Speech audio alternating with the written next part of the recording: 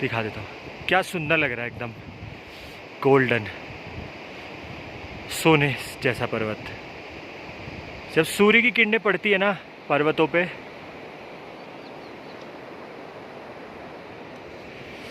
तो वो जो दृश्य होता है ना, वो मनमोहक होता है। जय हो सूर्यदेव, प्रणाम सूर्यदेव। तो 2 किलोमीटर करीबन हम आ गए हैं, 2 किलोमीटर से थोड़ा ऊपर। और यहाँ पे अभी भी भाई आसमान देख कितना नीला है।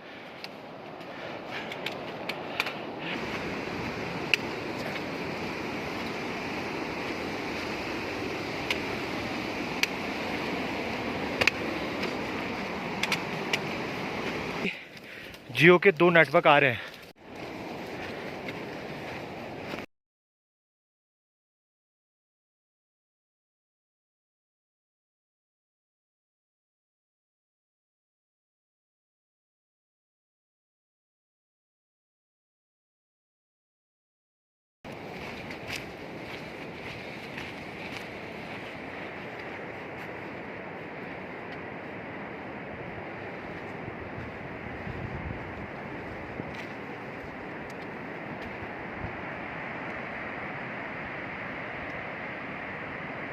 तो दोस्तों, हमारी गौमुख की यात्रा शुरू हो चुकी है।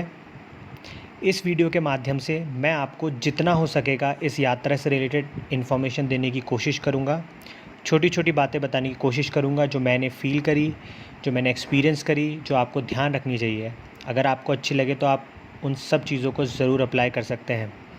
साथ ही साथ ये वीडियो थोड़ा सा लंबा होगा क्योंकि मैं इसमें इस यात्रा से रिलेटेड और इस रास्ते से रिलेटेड आपको जानकारी देने की कोशिश करूँगा, जो आने वाले टाइम में मैं आशा करता हूँ कि आपके काफ़ी काम आएगी। तो दोस्तों, वीडियो के एंड तक बने रहना और हमें यूँ ही सपोर्ट करते रहना।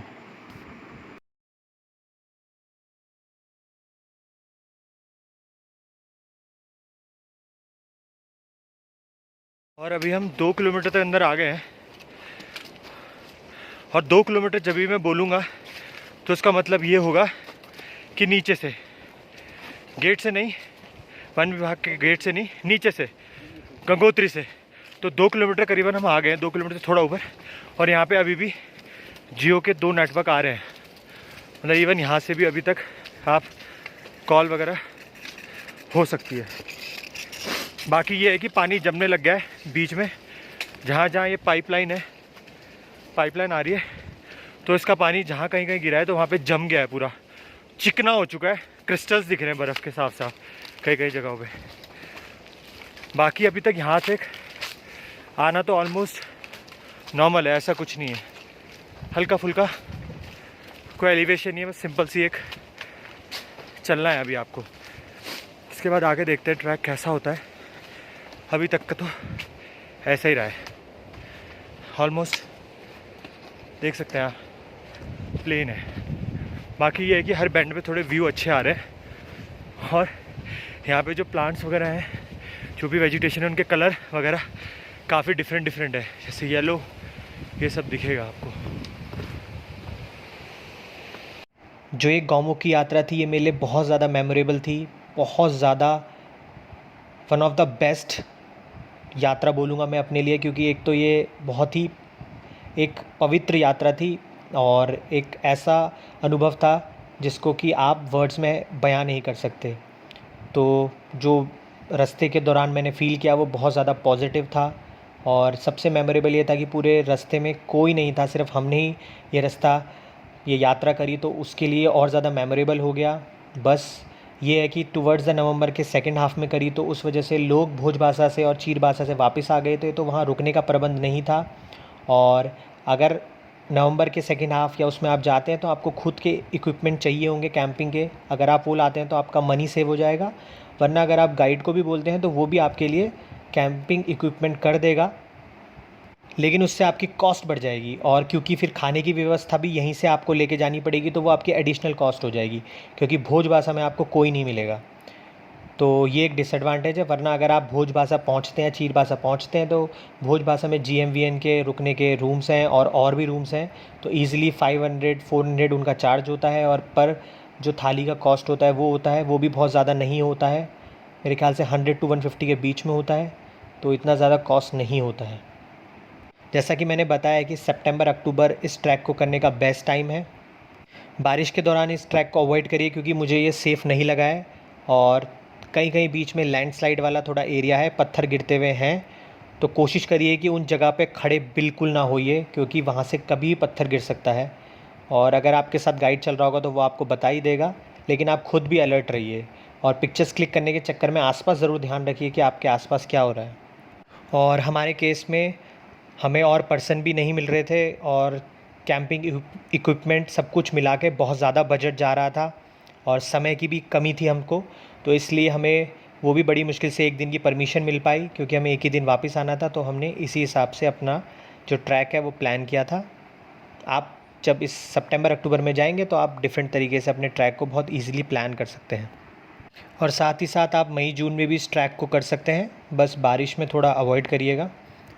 और इस पूरी सीरीज़ में बने रहिएगा। मैं आपको इसमें पूरा आने वाले सीरीज़ में आपको एपिसोड्स में आपको दिखाता रहूँगा कि कैसा कैसा हर जगह का मेरा एक्सपीरियंस रहा और कैसे वहाँ पे आपको मुझे नई नई लैंडस्केप देखने को मिले। तो आइए थोड़ा सा गौमुख के बारे में जानते हैं। तो इसके बारे में एक कहानी है कि एक बार एक लड़का अपनी भेड़ को खोजता हुआ एक जगह पहुंचा, तो वहां उसने एक ग्लेशियर देखा जिसका कि मुंह एक गाय के मुंह के समान था। तो वहां से इसका नाम गौमुख पड़ा। और अगर गौमुख जाते हैं तो आप सच में देखेंगे कि एक मुंह जैसा एक आपको आकार दिखेगा जिससे कि आपको पानी आता हुआ दिखेगा, जो कि भागीरथी है, और इसी के नाम पे इसका नाम गौमुख पड़ा। तो अगर आप अब जानेंगे कि गौमुख कहाँ पड़ता है, तो गौमुख पड़ता है उत्तरकाशी डिस्ट्रिक्ट में, जो कि उत्तराखंड के अंदर आता है, और लगभग इसकी जो हाइट है वो 13,200 फीट है। तो अगर आपको गंगोत्री जाना है तो उससे पहले आपको उत्तरकाशी पहुंचना पड़ेगा। और भी जगहों से इसके एंट्रेंस पड़ते हैं, लेकिन बेसिकली मैक्सिमम लोग ऋषिकेश से आते हैं। तो ऋषिकेश से लगभग ये 170 किलोमीटर दूर पड़ता है तो उत्तरकाशी। फिर वहाँ से उत्तरकाशी से लगभग 100 किलोमीटर दूर पड़ता है गंगोत्री। फिर गंगोत्री से आप ट्रैक शुरू करते हैं गौमुख का, जो कि लगभग होता है 18 किलोमीटर। तो जैसे कि आप देहरादून से भी जा सकते हैं, देहरादून से लगभग उत्तरकाशी पड़ता है 144 किलोमीटर, और उसके बाद फिर उत्तरकाशी से गंगोत्री लगभग 100 किलोमीटर है। तो इस तरीके से आप गंगोत्री पहुंच सकते हैं और वहां से इसका ट्रैक कर सकते हैं। तो आपकी मर्ज़ी है कि आप परमिशन लेना चाहें तो आप उत्तरकाशी से भी ले सकते हैं, नहीं तो आप गंगोत्री पहुंच के भी गौमुख ट्रैक की परमिशन ले सकते हैं, जो कि ईज़िली आपको मिल जाती है। सुबह और शाम इसके टाइमिंग्स होते हैं जो ऑफ़िस के हैं, फॉरेस्ट ऑफिसर का जो वहाँ पे ऑफ़िस है वहाँ से आप ये परमिशन ले सकते हैं, जो कि गंगोत्री में ही पड़ता है, वहाँ से भी आप ले सकते हैं। अब मैं आपको गौमुख से रिलेटेड एक और इंटरेस्टिंग बात बताऊंगा जो काफ़ी लोगों को नहीं पता।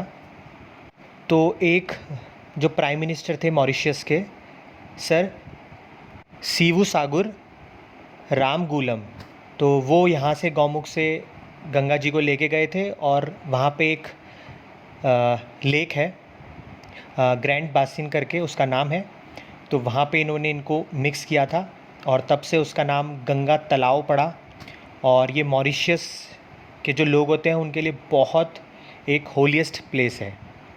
और जो है आपका पूरा ट्रैक होता है, ये पूरा जो इलाका है वो गंगोत्री नेशनल पार्क के अंडर आता है, और लगभग इसका जो पूरा एरिया है वो लगभग 2390 किलोमीटर स्क्वायर में ये पूरा फैला हुआ है।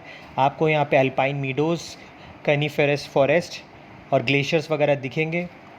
साथ ही साथ अगर मैं आपकी यहाँ एनिमल्स की बात करूँ तो यहाँ पे लगभग 15 स्पीसीज़ हैं मैमल की, और 150 लगभग बर्ड यहाँ पे पाई गई हैं। तो जिसमें कि आपको यहाँ पे जो फाइंड आउट हुआ है, स्नो लेपर्ड है, एशियन ब्लैक बियर है, ब्राउन बियर है, मस्क डियर है, ब्लू शीप है, हिमालयन ताहर है, और यहाँ पे जो हिमालयन मोनाल भी मिलती है, और हिमालयन स्नोकॉक भी है, पिजन्स भी हैं। तो ये सब आपको यहाँ पे देखने को मिलते हैं। साथ ही साथ जैसे कि आप जानते हैं कि काफ़ी हाइट में पड़ता है, तो यहाँ पे देवदार, ओक और रोडोडेंड्रन्स के आपको प्लांट स्पीशीज़ मिलेंगे। तो आइए अब आपको मैं इस गौमुख का जो पूरी यात्रा है जिसको आप लोग ट्रैक भी कहते हैं, उसके बारे में पूरा आपको बताता हूँ। तो इसके क्या क्या पॉइंट्स हैं। सबसे पहले आप जब गंगोत्री से शुरुआत करते हैं तो सबसे जो पहला पॉइंट आता है वो है फॉरेस्ट गेट, जो कि लगभग 1.5 किलोमीटर पड़ता है गंगोत्री से। और यहाँ पे आपकी आईडी चेक होती है और आपका बैग में सामान देखा जाता है, आप क्या लेके जा रहे हैं, और आपको अपना फ़ी पेमेंट करनी होती है और कुछ अमाउंट एडवांस देना होता है, जो कि आपको वापस रिफ़ंड हो जाता है अपना आप जो भी आप सामान लेके गए थे वो दिखाने के बाद, ताकि आप रास्ते में कोई प्लास्टिक वगैरह रैपर वगैरह ना फेंकें। फिर आप जब फॉरेस्ट गेट को पार करते हैं, यहाँ से आप लगभग 7.5 किलोमीटर दूर चीरबासा पड़ता है। तो ये भी एक स्टॉपेज पॉइंट है। कुछ लोग जो ज़्यादा तेज़ नहीं चल पाते वो पहले दिन चीरबासा में रुकते हैं, वहाँ पे भी रुकने की व्यवस्था होती है। और जो लोग यहाँ से आगे जा सकते हैं वो चीरबासा से भोजबासा जाते हैं, और भोजबासा लगभग चीरबासा से 5 किलोमीटर दूर पड़ता है। और भोजबासा एक काफ़ी खुला मैदान है और चारों तरफ से पहाड़ों से, ग्लेशियर से पूरा वो घिरा हुआ है और काफ़ी अच्छा एरिया है। अगर आप कोशिश करें तो आप भोजबासा तक आराम तक एक दिन में पहुंच सकते हैं, जो कि मैं बेस्ट ऑप्शन मानूंगा, क्योंकि वहां से आपको भागीरथी पीक्स काफ़ी अच्छे से दिखती है। इवन माउंट शिवलिंग भी आपको दिखता है। तो अगर आप वहां से सनराइज़ देखेंगे तो आपको बहुत ज़्यादा अच्छा लगेगा। उसके बाद भोजबासा से लगभग गौमुख पड़ता है 4 किलोमीटर। तो जो कुछ लोग होते हैं वो जो पहले दिन जब ट्रैक करते हैं तो वो पहले दिन भोजबासा पहुंच के फिर अगले दिन गौमुख का करते हैं। कुछ लोग जो बहुत तेज़ चलते हैं वो पहले दिन गौमुख जाके फिर शाम तक वापस आते हैं, क्योंकि गौमुख आपका जो भोजबासा से गौमुख तक का रास्ता है उसके बीच आप कहीं कैंपिंग वगैरह या आप नहीं कर सकते, तो आपको वापस ही आना पड़ेगा भोजबासा में। तो ये आपके दिमाग में होना चाहिए। और फिर जो लोग तपोवन का ट्रैक करना चाहते हैं तो लगभग गौमुख से तपोवन 5.5 किलोमीटर पड़ता है। तो वहाँ पे भी बोलते हैं कि एक बाबा जी का आश्रम है, तो वहाँ पे भी मतलब थोड़ा बहुत खाने का और रुकने की व्यवस्था हो जाती है। बाकी लोग जो गाइड के साथ जाते हैं वो वहाँ पे कैंपिंग वगैरह भी कर सकते हैं। तो अगर आपको ऑप्शन मिलता है तो आप ज़रूर तपोवन का ट्रैक करिए। अब इस ट्रैक से रिलेटेड आपको क्या क्या चीज़ें ध्यान रखनी चाहिए। आपको सबसे पहले ध्यान रखना चाहिए कि आप अपना सामान रात को ही पैक कर लें, ताकि सुबह आप कुछ भूलें नहीं। जितना हो सके अपने बैग को हल्का रखें, ज़्यादा वेट कैरी करने में आपको ही प्रॉब्लम होगी। तीसरी चीज़, आपको अपने साथ कुछ रेनकोट वगैरह ज़रूर कैरी करना चाहिए, या फिर कुछ ऐसी चीज़ करनी चाहिए जिससे कि आप अपने बैग को एटलीस्ट बचा पाएँ, क्योंकि आपके पास काफ़ी इलेक्ट्रॉनिक आइटम होते हैं, कैमराज़ होते हैं, मोबाइल्स होते हैं, तो उनके ख़राब होने के चांसेस हैं। क्योंकि पूरे रास्ते में काफ़ी खुला एक एरिया है जिसमें कि आपको वॉक करना है। तो अगर बारिश हुई तो आपको जल्दी से आपको कोई एरिया नहीं मिलेगा अपने आप को बचाने के लिए। तो ये आपको ध्यान रखना है। और एक सबसे मोस्ट इम्पॉर्टेंट बात जो मैं बोलूँगा, आपके शूज़ ट्रैकिंग के बहुत अच्छे होने चाहिए, क्योंकि बीच बीच में काफ़ी रास्ता ऐसा है जहाँ पे बहुत पथरीला है। तो अगर आपके शूज़ अच्छे नहीं हुए तो मैं श्योरिटी के साथ कह सकता हूँ कि ट्रैक के एंड तक आपका पाँव बहुत ज़्यादा पेन करने वाला है। एंकल का एरिया जो है, पूरा पाँव नीचे का जो होता है वो बहुत ज़्यादा दर्द करेगा। तो शूज़ आपके काफ़ी अच्छे होने चाहिए। ट्रैकिंग शूज़ होंगे तो उतना ही आपके लिए बेटर होगा एंड में, क्योंकि अगर आपका पाँव बीच में कहीं मुड़ गया तो आपको बहुत ज़्यादा प्रॉब्लम आने वाली है ट्रैक में। नेक्स्ट चीज़, ट्रैक बिल्कुल भी टफ़ नहीं है। अगर आप एक पेस से चलेंगे तो ईज़िली आप ट्रैक कर पाएंगे। और मुझे ट्रैक, मैं अपने एक पर्सनल एक्सपीरियंस से बोल रहा हूँ कि बिल्कुल भी टफ़ नहीं है। एक नॉर्मल सा, एक हल्की हल्की एलिवेशन का ट्रैक है और कहीं कहीं तो बिल्कुल प्लेन है, तो उसमें आपको दिक्कत नहीं आएगी। बस आपको पेशेंस रखना होगा क्योंकि लंबा ट्रैक है। तो जो लोग पहली बार कर रहे हैं उनके लिए हो सकता है कि उन्हें शुरुआत में थोड़ा मोटिवेशन ना मिले, क्योंकि व्यू ना बदले, लेकिन जैसे जैसे आप आगे जाएंगे आपको अच्छे व्यूज़ दिखेंगे और अच्छी सीनिक ब्यूटी दिखेगी, तो आपको अच्छा मन करेगा। और हाँ, जल्दी निकलने का मैंने आपको इसलिए बोला था कि आप लगभग अपना रूम 5 सवा 5 तक छोड़ दीजिए सुबह, और लगभग 6 सवा 6 तक आप फॉरेस्ट गेट पहुंच जाइए, जहाँ पे आपकी आईडीज़ वगैरह चेक होंगी। इसका कारण ये है कि जितना जल्दी आप पहुँचेंगे फॉरेस्ट गेट पे, उतना जल्दी आप अपना ट्रैक शुरू करेंगे, उतना ही ज़्यादा टाइम आपके पास होगा भोजबासा तक पहुँचने का, और बीच में आपके पास स्टॉप लेने का उतना ही ज़्यादा पॉइंट होगा। तो कोशिश करिए कि जल्दी निकले। और उसका एक और कारण है कि जब सूरज निकल जाता है तो उस रास्ते पे मैक्सिमम टाइम आपको सूरज लगेगा, क्योंकि वहाँ पे जंगलों के बीच बीच के थोड़े स्पॉट आएंगे, वरना खुले में ही आपको ट्रैक करना है, तो वो आपकी बहुत ज़्यादा एनर्जी ड्रेन करेगा, तो उसका ध्यान रखिएगा। और सूरज आपके बिल्कुल फेस पे पड़ता है, तो आपके पास अच्छे गॉगल्स या शेड्स होने चाहिए जो आपको बचा सके। एक कैप ज़रूर अपने साथ कैरी करें, और अगर आप अपने फेस को बचा सकते हैं तो बचाइए, क्योंकि आप एक अच्छी खासी हाइट में है तो आपको टैनिंग होने का भी काफ़ी अच्छा खासा खतरा है। या तो अगर आप सनस्क्रीन यूज़ करते हैं तो लगभग 30 SPF से ऊपर आप यूज़ करेंगे तो बेटर रहेगा। आई होप जो मैंने पॉइंट्स आपको बताए वो आप ध्यान रखेंगे, और साथ ही अगर आप गाइड ले जाते हैं तो आपके लिए और भी ज़्यादा बेटर ऑप्शन है। गाइड आपको एक अच्छे से लेके जाएगा, आपकी सेफ्टी का ध्यान रखेगा, और उसकी गाइड की बात सुनना बहुत ज़रूरी है क्योंकि उनको आपसे ज़्यादा एक्सपीरियंस है, उन्होंने न्यूमरस टाइम ट्रैक किया है। तो प्लीज़ जो वो इंस्ट्रक्शन दें उनकी बात को फॉलो करिए। और बीच बीच में जो सुदर्शन पर्वत, मेरू और जो भी आपको पीक्स दिखाएंगे वो आपको बताते जाएंगे कि किस पीक का नाम क्या है, तो उससे भी आपको काफ़ी हेल्प मिल जाएगी अगर आपके पास गाइड है। और लास्ट पॉइंट मैं आपको ये बोलूँगा कि जब आप रास्ते पे चल रहे हो आप वीडियोस बनाइए बिल्कुल, लेकिन कई बार ये बात का ध्यान रखिए कि कहीं कहीं पे रास्ता बहुत पतला हो जाता है।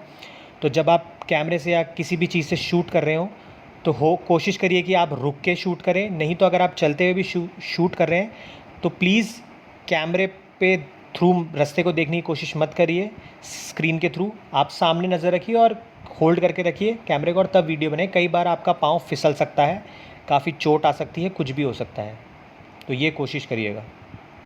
आई होप मैंने सारे पॉइंट्स क्लियर कर दिए हैं। अगर स्टिल कोई पॉइंट्स रहता है तो आप कमेंट सेक्शन में अपने कुछ भी क्वेश्चन पूछ सकते हैं, मैं कोशिश करूँगा कि मैं आपको आंसर कर पाऊँ। हाँ, और लास्ट एंड लीस्ट कुछ अपने लिए खाने के लिए ज़रूर रख लीजिए, जैसे चॉकलेट्स वगैरह जो भी आपको पसंद है, स्नैक्स वगैरह, ताकि रास्ते में आपको एनर्जी मिलती रहे।